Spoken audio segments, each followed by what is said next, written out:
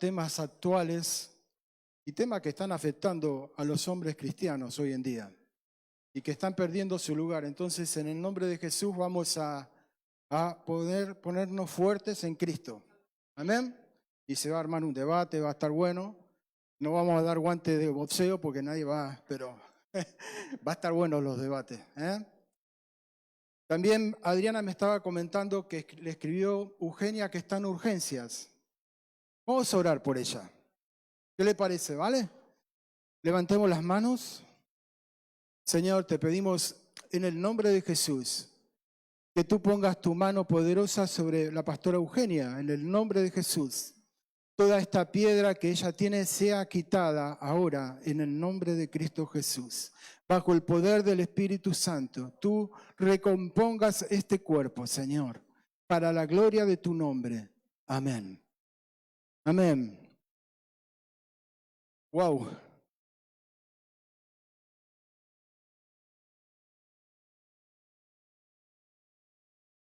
Qué bueno. ¿Dónde estamos hoy? Muy bien. ¿Qué es la iglesia? Saben que la iglesia es algo creado por Dios. Es la expresión del amor de Dios. ¿No? Muchas veces decimos vamos al templo, vamos a la iglesia. En realidad, cuando decimos vamos a la iglesia, ¿no? Al templo. Pero existe una iglesia universal. ¿Cuántos saben que hay una iglesia universal? No es la iglesia universal que escuchamos en la propaganda, ojo.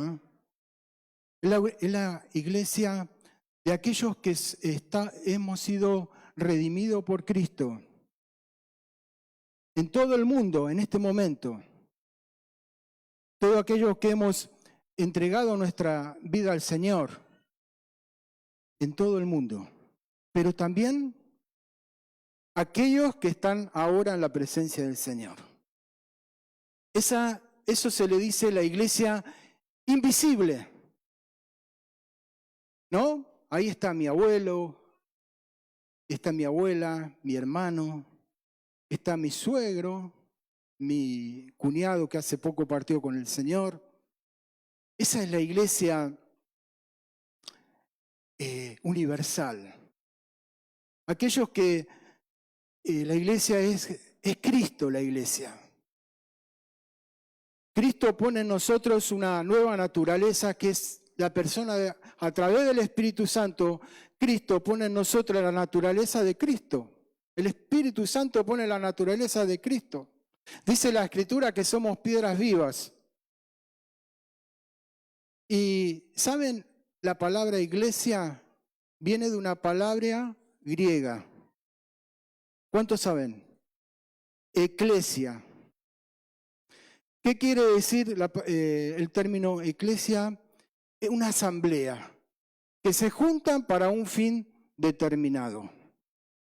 Era un término que se usaba en el Imperio Romano para políticamente que se reunía el Congreso para legislar las leyes, le llamaban eclesia. Y también saben que este término aparece por primera vez en el Nuevo Testamento. Pero también se emplea esta palabra eclesia en el Antiguo Testamento. Una vez se empleó. ¿Saben cuándo? ¿Quieren saber? Cuando Moisés convocó al pueblo de Israel para dar las leyes, que se congregó para un fin determinado, y ahí en el monte de Sinaí, en realidad la palabra hebrea es cajal, que se tradujo en la Septuaginta al término eclesia. Pero sabes que también existe la iglesia local, ¿no? Hoy estamos en la iglesia local. Es un lugar donde Dios ha determinado para reunirnos, para alabar, bendecir su nombre, edificarnos unos a otros. Y el apóstol Pablo, por ejemplo, hablaba de la iglesia en Efesios o en Galacia, que era un conjunto de iglesias.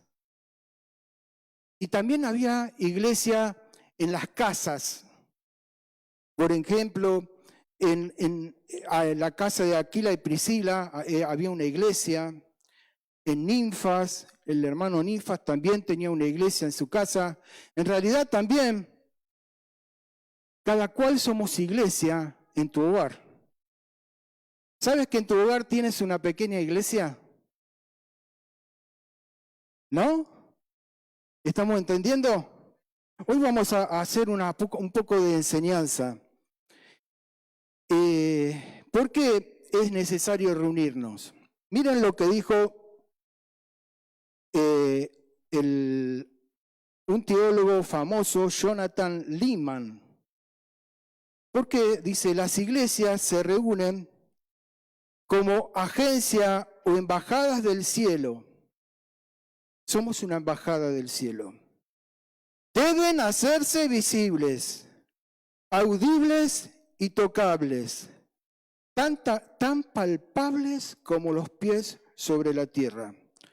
Dice después, los humanos son criaturas físicas, los cuerpos importan, el espacio importa, la unión física importa y las iglesias necesitan un trozo de geografía en el cual reunirse para así convertirse en lo que son una asamblea o una iglesia. Qué buena definición, ¿no? Necesitamos reunirnos. ¿Quién mencionó la palabra iglesia por primera vez? Jesucristo. Porque hasta ese entonces no existía la iglesia. En Mateo, capítulo 16, si lo ponen, del 17 al 20,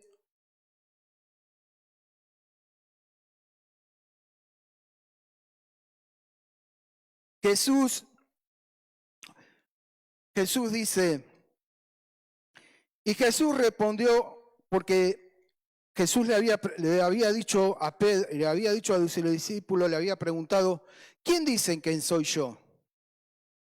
Bueno, le contaron.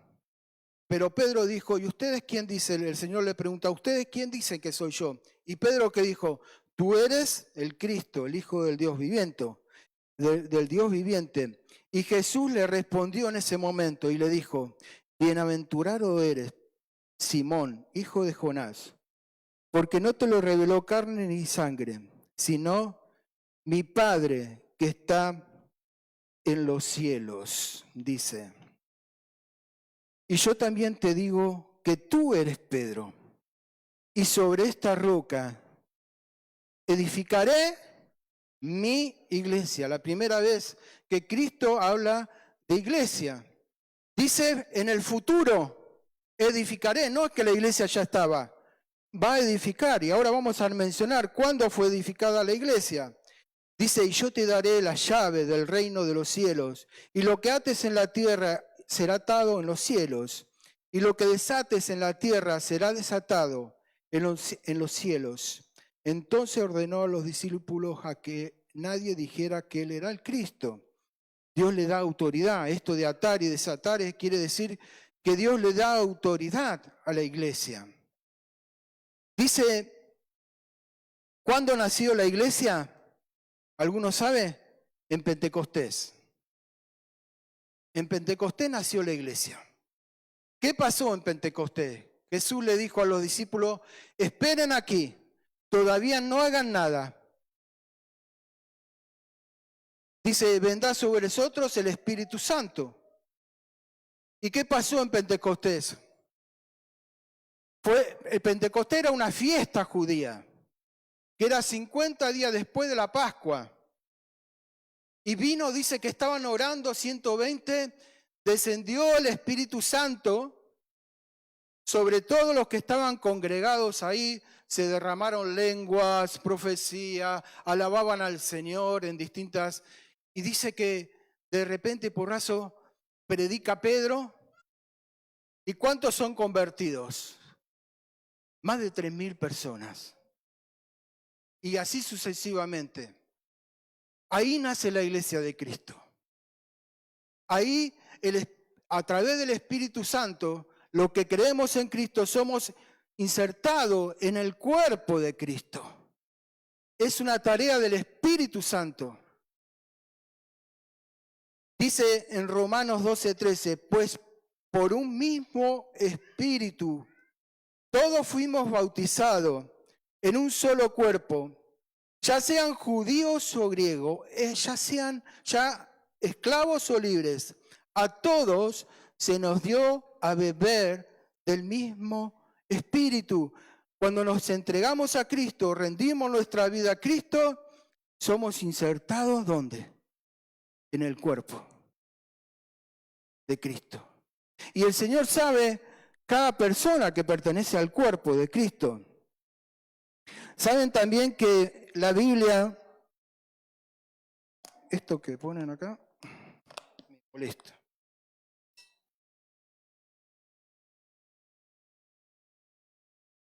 Está bueno esto, pero para los niños está bueno. Para que no se traigan la tapita.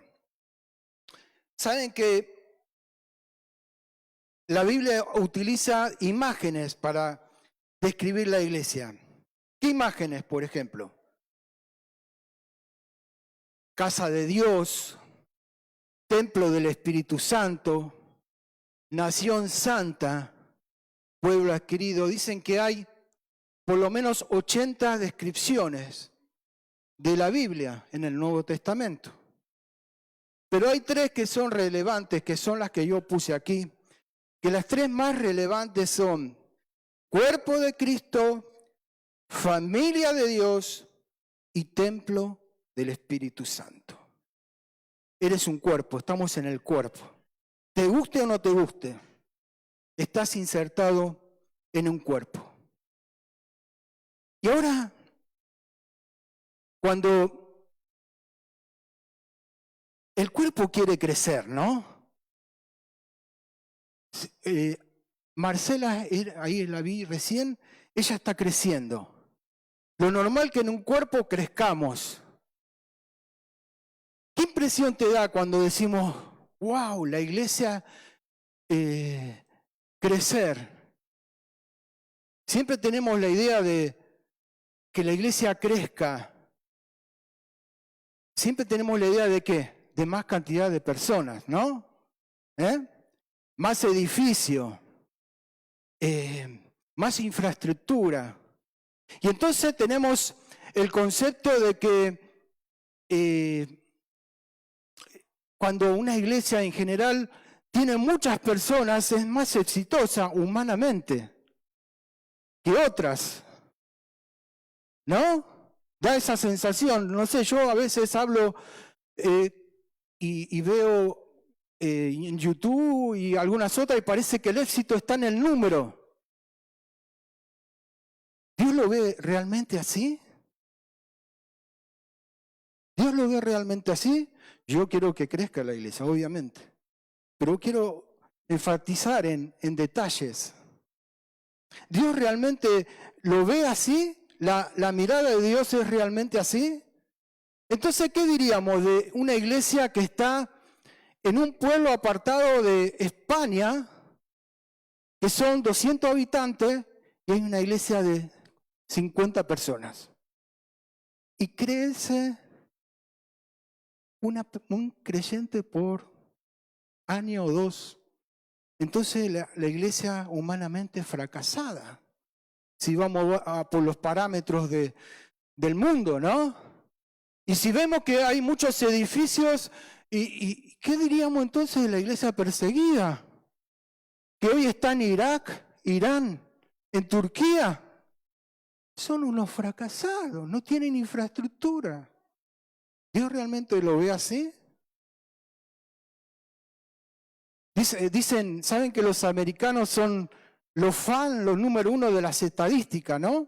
Supónganse en que estamos en una iglesia americana y esta iglesia creció 100 miembros por año, 200. Pero llegó un momento que no creció más. Y entonces viene el comité y dice, no, esto es un fracaso. La iglesia este año no creció. Vamos a cambiar al pastor. Y traen un pastor y traen un pastor que dice, bueno, acá no vamos a hablar del pecado, vamos a hablar de otras cosas, vamos a poner cara de alegría para que la gente venga. Y elabora todo un plan de marketing, ¿no? Pero saben que en Efesios Pablo nos habla qué es lo importante también de la iglesia para que crezca. Y vamos a ir a Efesios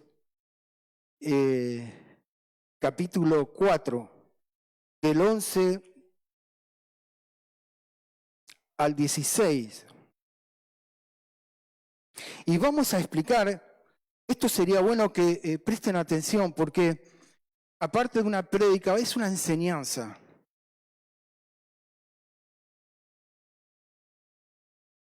Es bueno quedarse con conceptos. ¿Lo tienen todos? Dice, lo voy a leer de ahí. Dice, ahora bien, Cristo le dio los siguientes dones a la iglesia, los apóstoles, los profetas, los evangelistas, los pastores y maestros. Y ellos tienen la responsabilidad de preparar al pueblo de Dios para que lleven a cabo la obra de Dios y edifiquen la iglesia, es decir, el cuerpo de Cristo.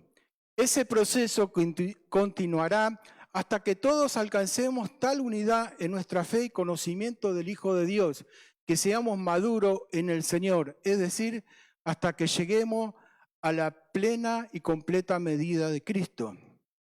Dice, y entonces ya no seremos inmaduros como los niños, ni seremos arrastrados de un lado a otro, ni empujados por cualquier corriente de nuevas enseñanzas. No dejaremos llevar por personas que intenten engañarnos con mentiras tan hábiles y parezcan la verdad. En cambio, hablaremos la verdad con amor y así creceremos en todo sentido hasta parecernos más y más a Cristo, quien es la cabeza de su cuerpo, que es la iglesia. Y Él hace que todo el cuerpo encaje perfectamente y cada parte, al cumplir con su función específica, ayuda a que los demás se desarrollen y entonces todo el cuerpo crece y está sano y lleno de amor. ¡Wow! Qué interesante, qué profundo, ¿no? ¿Qué hace Dios en primer lugar para hacer crecer la iglesia? Pone líderes, ¿no? Lo más lógico que si yo voy a armar un equipo de fútbol, alguien tiene que ser capitán. Si no van a estar todos, Dios no hace las cosas así, sin orden. Bueno, ustedes son la iglesia, los tira ahí, hagan lo que quieran, pónganse de acuerdo entre ustedes. No, Él pone líderes para dirigir la iglesia. Es como líderes para también hacer la obra. Los líderes juntamente, estos líderes son los apóstoles, los profetas, los pastores, maestros. Son estos que Dios pone para hacer crecer a la iglesia. Entonces, estos líderes no son cualquier líderes. Son líderes puestos ¿por quién? Por el Espíritu Santo de Dios. Son líderes puestos por el Espíritu y que también tienen que cumplir ciertos requerimientos en las Escrituras. Si ustedes van a las Escrituras, dicen que qué condición tiene que cumplir un líder. Tiene que ser ejemplo, su familia, etcétera, etcétera, etcétera. Dios no pone, porque si no tiene que haber cierta conducta.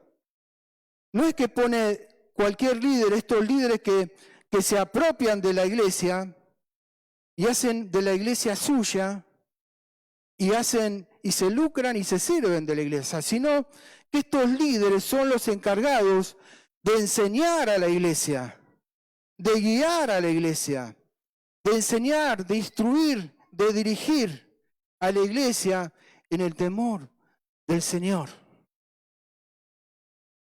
Estos líderes, como supongan que estamos jugando un partido de fútbol y la iglesia está jugando un partido de fútbol y la iglesia hace la obra del ministerio.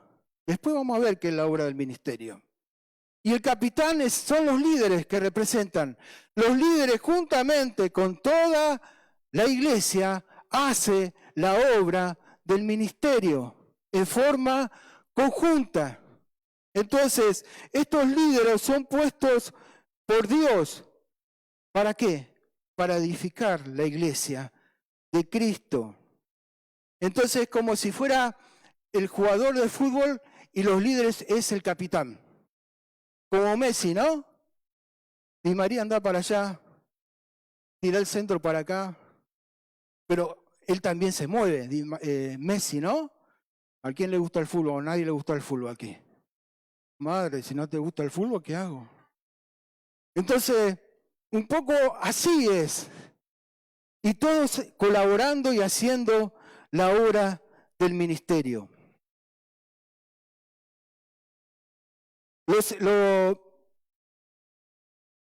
Lo segundo que hace Dios, vamos a verlo en Efesios 15 al 16, del capítulo 4.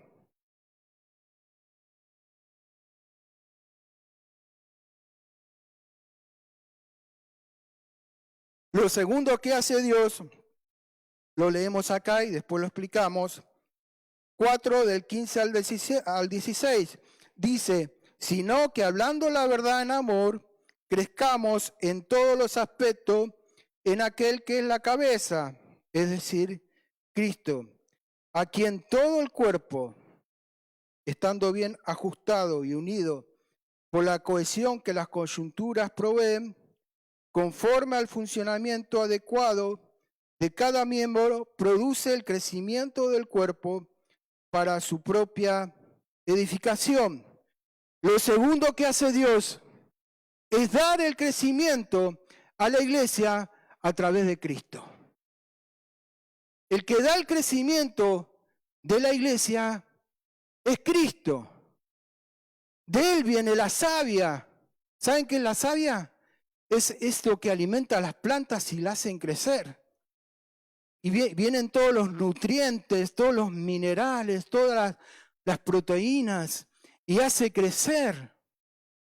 Es como la sangre en el cuerpo. Saben que en la sangre se transporta todos los minerales, los hidratos, las grasas, todos los minerales que nos hacen fortalecer a todo el cuerpo. ¿De dónde viene? Es como si Cristo nos diera este crecimiento a través de Él. Lo que está diciendo, cuando Jesús le dijo a Pedro, ¿qué le dijo? Yo edificaré mi iglesia. ¿Quién da el crecimiento? Cristo. No depende no depende de lo guay que seamos nosotros, los líderes, o lo listo que seamos, los simpáticos o no simpáticos. No depende de eso. Depende de Cristo. Y eso hay que tenerlo muy en cuenta, que el crecimiento lo da el Señor a través de las vidas de cada uno de nosotros quebrantadas y sumisas, porque Dios usa barros. Dice que yo edificaré mi iglesia, dice el Señor. Y Dios, dice, el crecimiento se da porque Dios milagrosamente y sobrenaturalmente utiliza nuestras vidas quebradas y utiliza nuestros esfuerzos débiles para producir el crecimiento en Cristo que nosotros jamás podríamos producir. Entonces, Dios pone líderes por el Espíritu Santo. No son cualquier líderes, sino líderes que son designados por un presbiterio, por ejemplo, un grupo de gente que bajo la autoridad del Espíritu Santo delega y nombra a esos líderes. Esos líderes, Dios pone esos líderes, pero Dios hace crecer la iglesia a través de Cristo. Ahora, recién, ¿en qué consiste este crecimiento? Según Efesios, ¿no?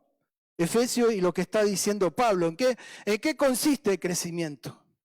Que Pablo aquí nos está nombrando, porque también existe un crecimiento numérico, pero Pablo nos está hablando de otra cosa, y vamos a verlo en el capítulo 13, siempre hablando de Efesios 4, del 13 al 15. Dice aquí, yo tengo una versión de las Américas, dice, hasta que todos lleguemos a la unidad de la fe y del conocimiento pleno del Hijo de Dios, a la condición de que de un hombre maduro, a la medida de la estatura de la plenitud de Cristo. Dice, para que ya no seamos niños sacudidos por las olas y llevados por allí, por allá, por viento de doctrina, por la astucia de los hombres, por las artimañas engañosas del error, sino que hablando la verdad en amor, crezcamos en todos los aspectos en aquel que es la cabeza, es decir, Cristo.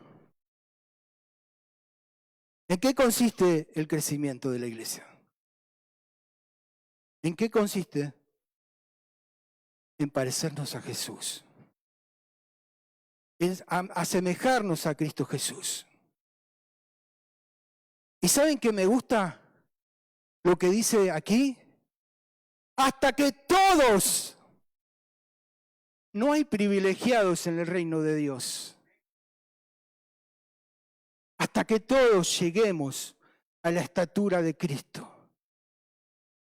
No es que uno es más y otros menos. Había unos discípulos que querían estar al lado del Señor. No, siempre buscamos acomodo. Pero lo bueno del reino de Dios es que todos lleguemos a la estatura de un varón perfecto, a la medida de Cristo. Y entonces, cuando llegamos a la medida de Cristo, entonces no seremos fluctuantes, dice acá, llevados por cualquier doctrina, o van a venir los testigos de Jehová, ay, sí, me parece que tienen la verdad, o van a venir los mormones y te van a, ay, sí, me parece la verdad. Y estamos fluctuando, ¿no? Cualquier pensamiento filosófico nos hace fluctuar, sino que dice que en Cristo, Cristo es el objetivo de cada uno de nosotros. Entonces Dios pone líderes, Dios hace crecer la iglesia y el objetivo es parecernos a Jesús. ¿Estamos todos de acuerdo o alguna objeción? Dice, ¿saben qué también me llamó la atención? Que Dios me hablaba de que Dios nos planta.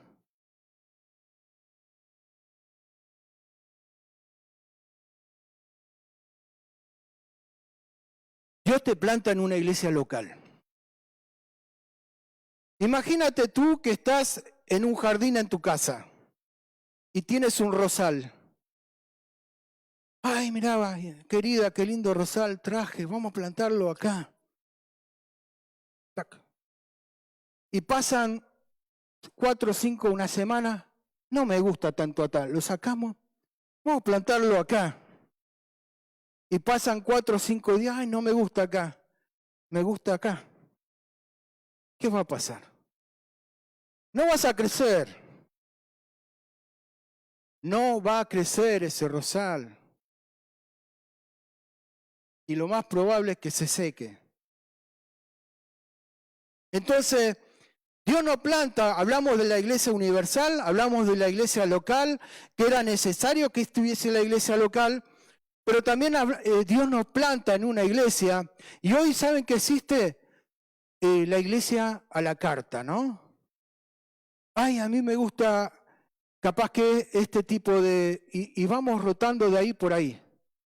Y Dios quiere que nos plantemos en un lugar para crecer con el cuerpo. Porque ahora vamos a ver que tu hermano te necesita y tú necesitas de tu hermano para crecer. Y entonces, si no estamos plantados, si estamos deambulando, no importa que seas de aquí o sea de acá, no ganamos comisiones. Lo importante es que Dios encuentre tu lugar, que tú encuentres tu lugar para crecer y crezcas y no seas fluctuante en las cosas del Señor.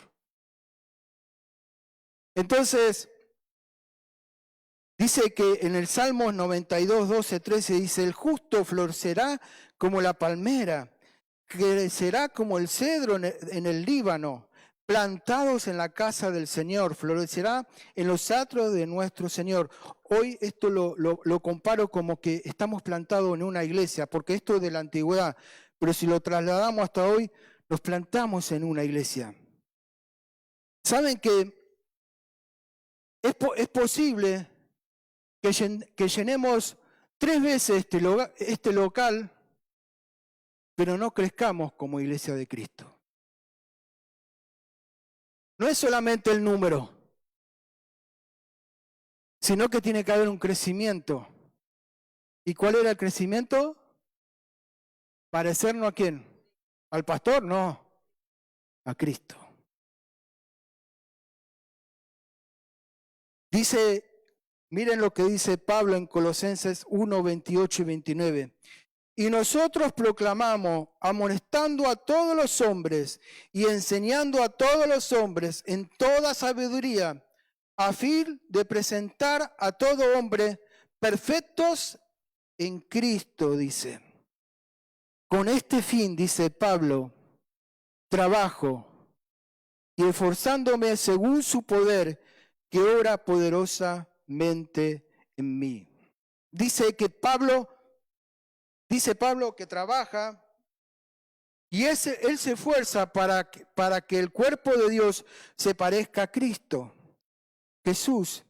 Y en esto consiste el verdadero crecimiento. Ahora, la tercera pregunta es, Dios pone líderes.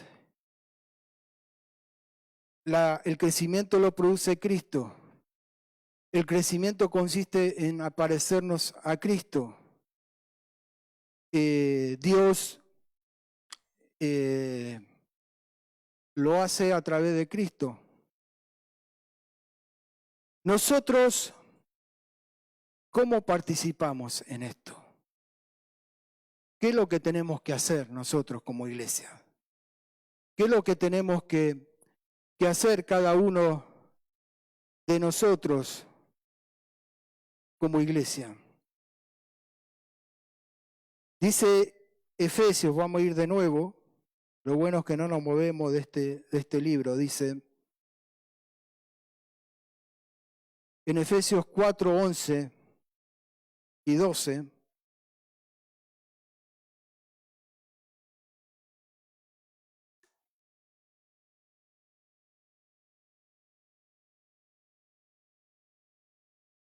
dice, y él dio a algunos a ser apóstoles, a otros profetas, a otros evangelistas, a otros pastores y maestros, a fin de capacitar a los santos para qué?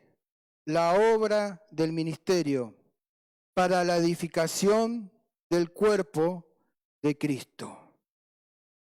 Acá hay una serie secuencial. En estos versículos Él da líderes y estos líderes deben capacitar a la iglesia. Y la iglesia tiene un objetivo a mediano y un plazo y un objetivo a largo plazo.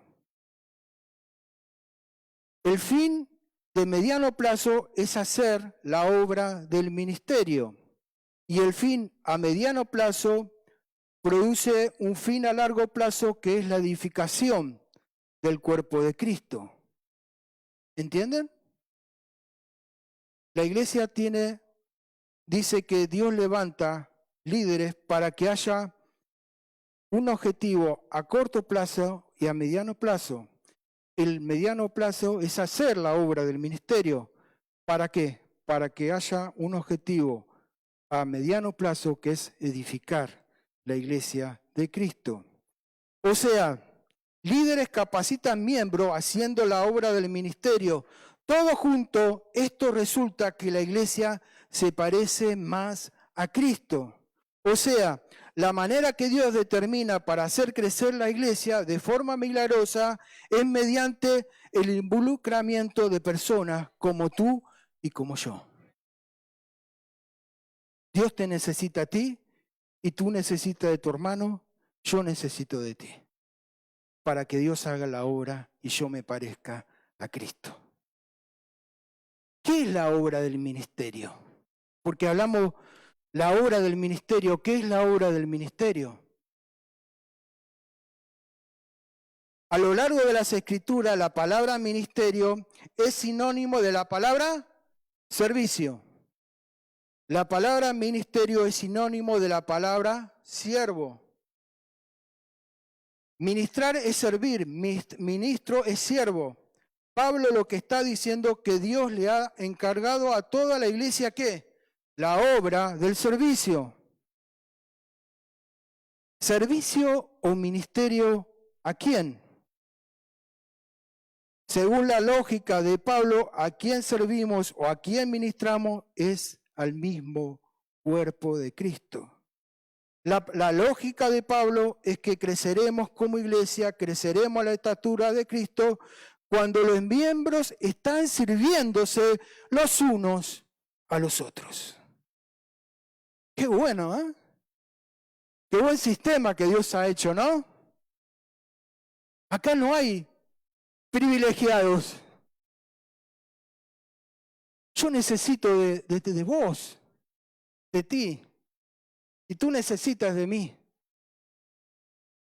¿Saben lo que me recordaba? Me daba la imagen, ¿se acuerdan cuando David, no sé si alguno vio la historia de David, y recogía las piedras? Eran piedras lisas. ¿Saben que un poco la iglesia es así? Somos piedras, dice la Biblia que somos piedras vivas. Y saben que las piedras están en el fondo del lecho de los ríos, de las corrientes, ¿no? Supongamos que esas corrientes es el Espíritu Santo. Y esas piedras somos todos nosotros. Y ese roce entre piedras y piedras la hacen lisas. No tienen arista. Tú coges la piedra y no te lastima. En la Argentina le dicen canto sin canto, canto rodado, que no te lastima. Tú lo acoges y no te lastima. Un poco así es la iglesia. Dios necesita piedras vivas para que nos pulamos unos a otros, aún a los difíciles de soportar. Entonces, si la obra del servicio, la obra del ministerio es para parecernos a Cristo, ¿cómo lo hacemos? ¿Qué hace Dios para que podamos servir dentro del cuerpo unos a otros? Él derrama los dones. Miren lo que dice aquí. En el 4:7.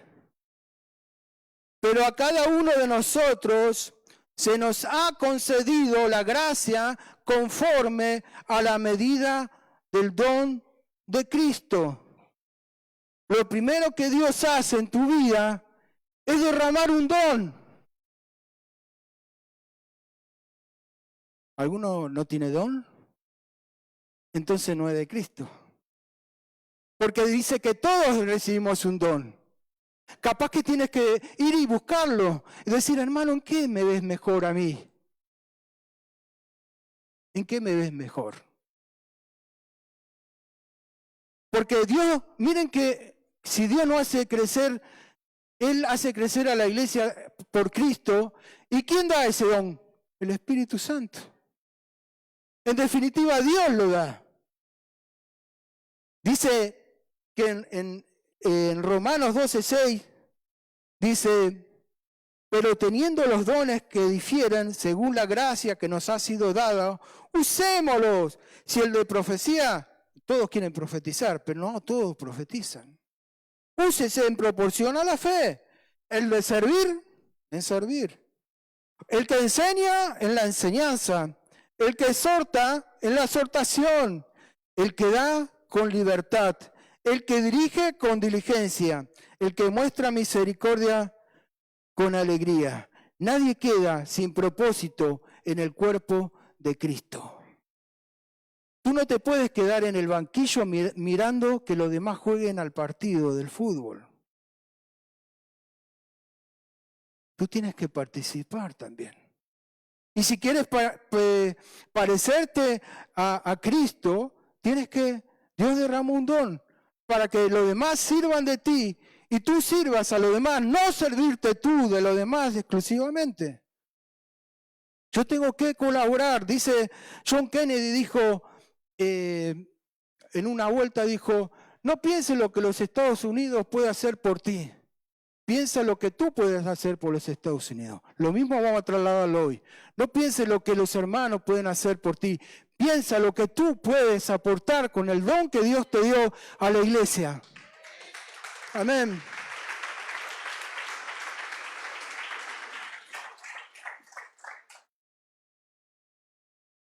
Él dio dones.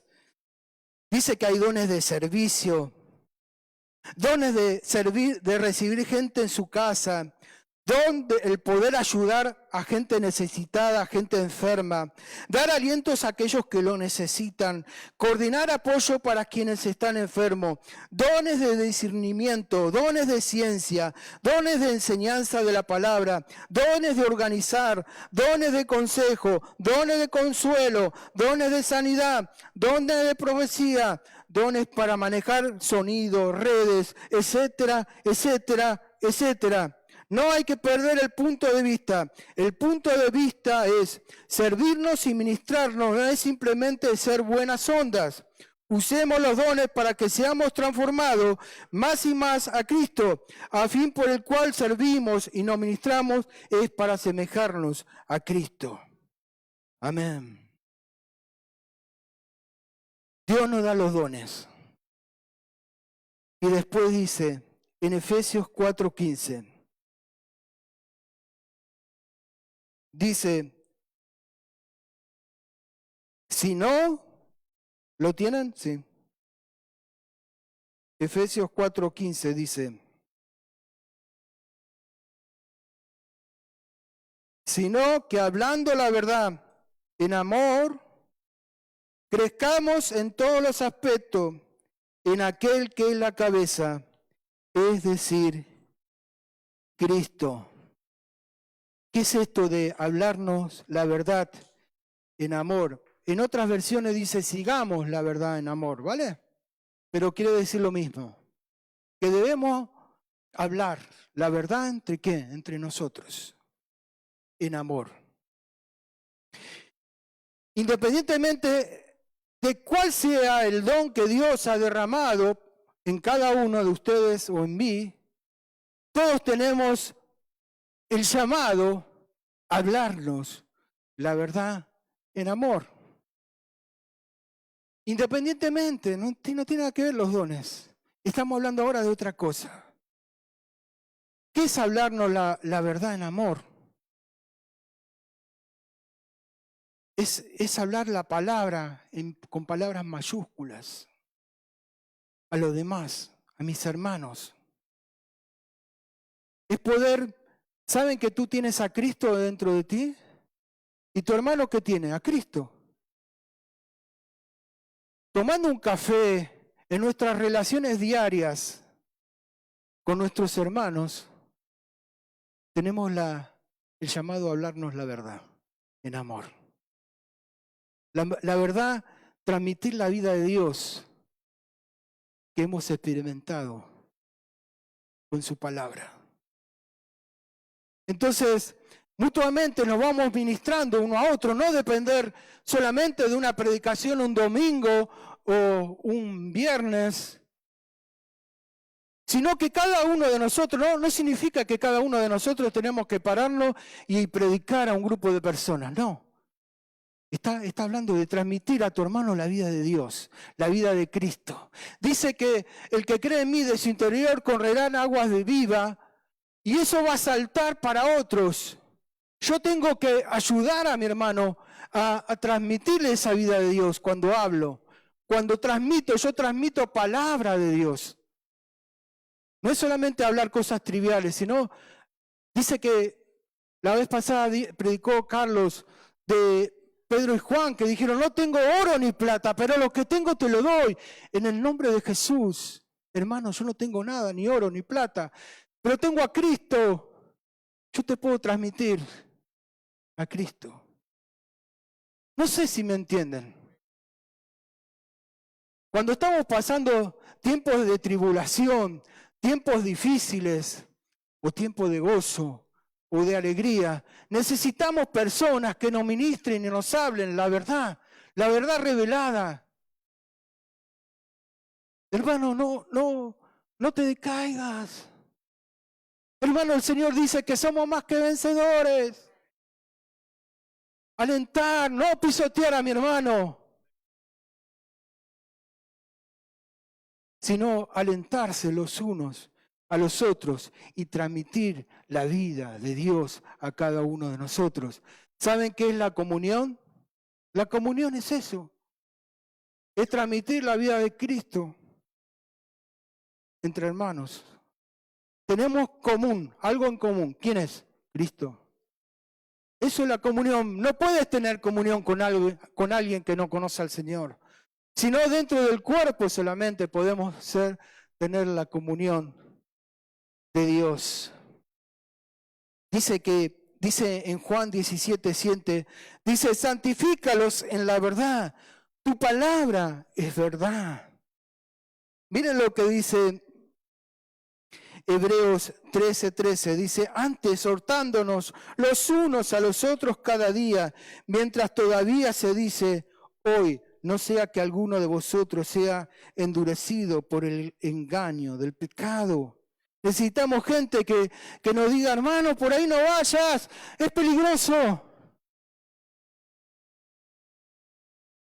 Dice que cada día, con esa frecuencia, nos dice el Señor, cada día necesitamos gente que nos diga, por ahí no vaya, ahí te puedes atropellar.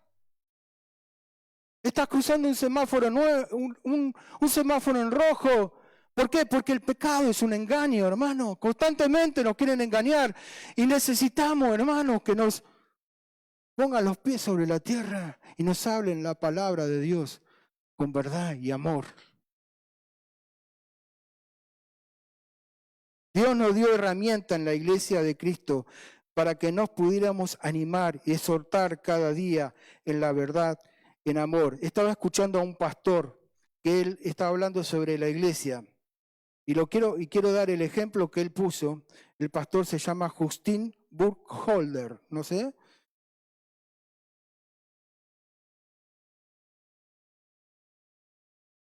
Un pastor relativamente joven, dice que a él lo invitaron, él tenía un amigo en Chicago y le insistía porque vamos a hacer un maratón de 40 kilómetros en Chicago, vamos.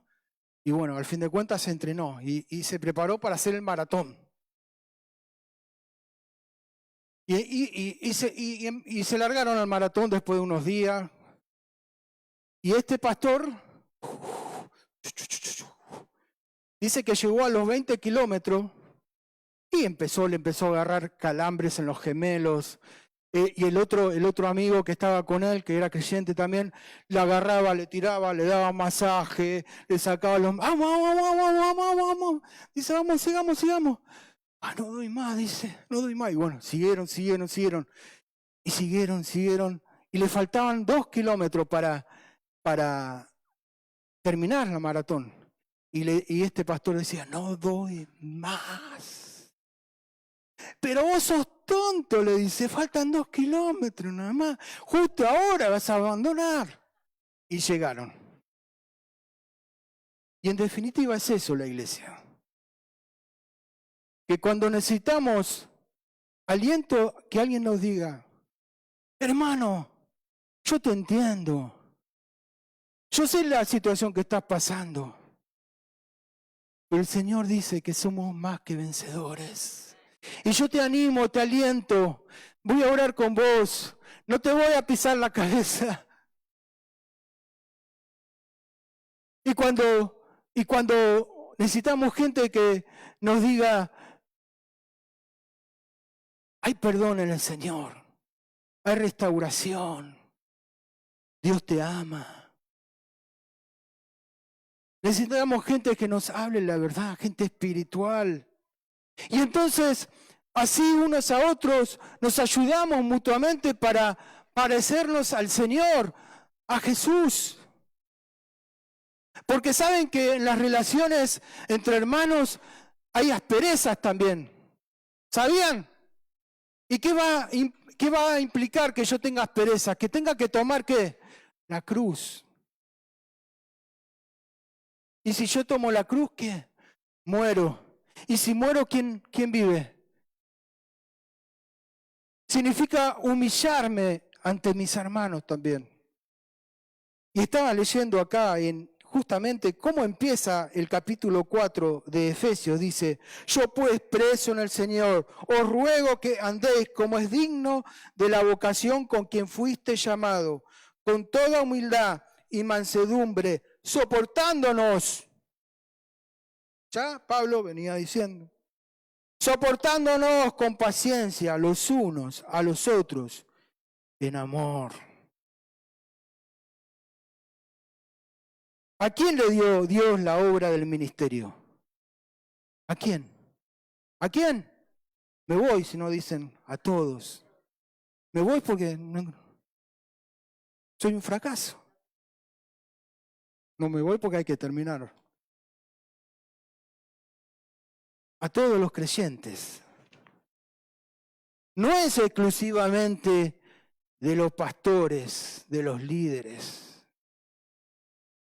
Muchos no están involucrados. Están en una posición confortable, en confort. Dios quiere trabajar en la iglesia y crecer en el Señor. Dios en Cristo ha sostenido y crecido su iglesia por los siglos, ¿verdad? La iglesia, el diablo la ha querido destruir. Siempre. Pregúntenle a los mártires cuando lleguemos al cielo. Encendían sus cadáveres. Nerón. ¿No, Adri?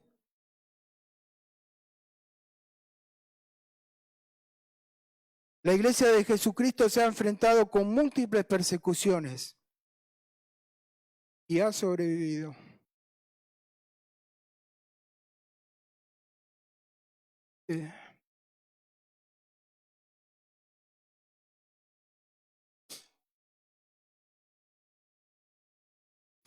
Dios en Cristo está creciendo la iglesia.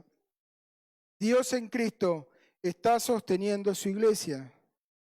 Cristo le dice a Pedro, ni las puertas del Hades prevalecerán contra la iglesia.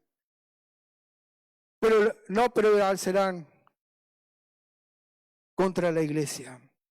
Pero la iglesia ha permanecido, ha crecido, ha nutrido su iglesia por los siglos, por personas anónimas, olvidadas, como tú y yo, quienes fueron fieles y obedientes en lo pequeño que el Señor le has dado. Y Dios necesita eso. No se trata de nosotros. No se trata del éxito tuyo, eso es banal. Se trata de Cristo. Si podemos entender esto, que no se trata de posiciones, no se trata de tener chapa, Se trata del Señor. Tenemos que mostrar a Cristo. Quiero leer lo que decía George Eliot, que habla sobre la iglesia, que lo podemos aplicar a la iglesia. Es un escritor, en realidad no es un nombre original, es un nombre escondido, porque ella era una mujer que vivió en los 1800 y en ese tiempo no se permitía escribir. Pero ella dijo algo que lo podemos aplicar a la iglesia, dice: la bondad que experimentamos en este mundo depende en partes de actos desconocidos por la historia, y que las cosas que no están tan mal para ti y para mí como podrían haber estado. Esto se debe a la multitud de personas quienes vivieron fielmente una vida escondida y descansaron en tumbas no visitadas. Esta es la historia de la iglesia, porque de la única tumba de la que hablamos es la tumba vacía. Es el único nombre de ser recordado, es el nombre de Jesucristo. Porque creemos que la tumba está vacía, participamos en el ministerio que nuestro Señor Jesucristo nos ha dado, usando nuestros dones para servirnos y ministrarnos, y nos hablamos la verdad en amor.